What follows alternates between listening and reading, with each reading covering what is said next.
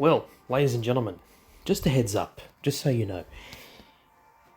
The deals, the tanks will be over, as in you won't be able to purchase them after the day is finished. So after a full day, full 24 hours, you won't be able to purchase any of the remaining tanks that is left. So for instance, the elephant, there is 80 remaining. Unfortunately, the deal is over because the remaining 80 did not get sold. So just a heads up, if you really want that tank and you're waiting for it to drop at the lowest, once it's at the lowest price drop, that's it. So you might as well buy it if it's worth it. Anyway, this is the Object 7772, the T10 Russian or Soviet heavy tank. It's a nice tank, but for 25,000 gold, it's not worth it one bit. So just keep that in mind. And you're buying this as a bare knuckle tank. You're just buying the tank itself. You're not buying equipment slots. You're not doing anything. It's just the tank. So just keep that in mind. 25,000 gold. Very steep. Very, very steep indeed. So yeah, I would highly recommend you don't buy it for 25,000 gold.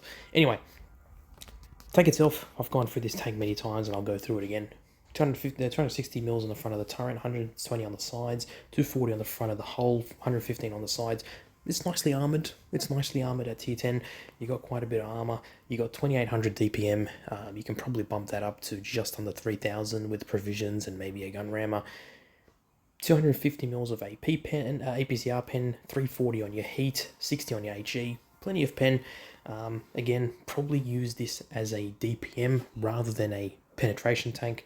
You got 430 alpha as standard, 530 on your HE, 4.5 second aim time, 0.355 dispersion. So gun handling is pretty good, and the accuracy is not bad at all. And you got 6 degrees of gun depression and 45 kilometers per hour top speed. It's a nice tank at T10, but for 25,000 gold, it's not worth it. Now the ChiefThunderBird, this is a nice tank. It's a nice light medium tank at T9, the French medium tank. It's got adaptive concealment, obviously. Being a medium tank, that's pretty good. All things considered. Now, in terms of armor, it doesn't really have a lot of armor. The hull is quite troll because of how well angled it is. But other than that, to be honest with you, it doesn't have much armor. The real mainstay of this tank is that it has 2900 DPM, 7.1 second reload. You have 340 alpha as standard, 450 on your HE. You're doing 244 mils of APCR pen, 290 on your heat, and 55 on your HE. Accuracy is not bad. 3.5 second aim time, 0.316 dispersion. Not bad at all. And 7 degrees of gun depression. And it goes 60 kilometers per hour. So, T9 medium tank, not bad. But for 11,000 gold, I would wait for this thing to be as cheap as possible before you purchase it. Now, the Type 5 Kari, this is an interesting tank.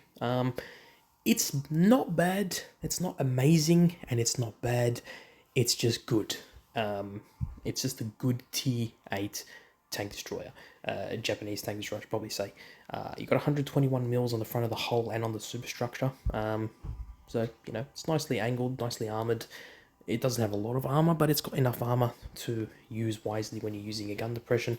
You got 2300 DPM, so DPM is not that good. 11.41 second is your reload. 440 is your alpha damage, and 570 is your high explosive. You do have premium AP as well, which is nice. So AP as standard is 246.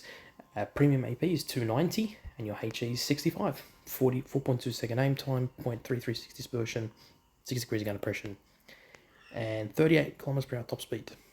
I mean, as I said, it's good, but it's nothing to cry home about. It's not worth it at 8,500 gold. I would just wait for this to be as cheap as possible. And there you go, ladies and gentlemen. That's my breakdown of the next 3 tanks. Nothing incredible. Not really worth the prices. Alright, I'm out. Bye-bye.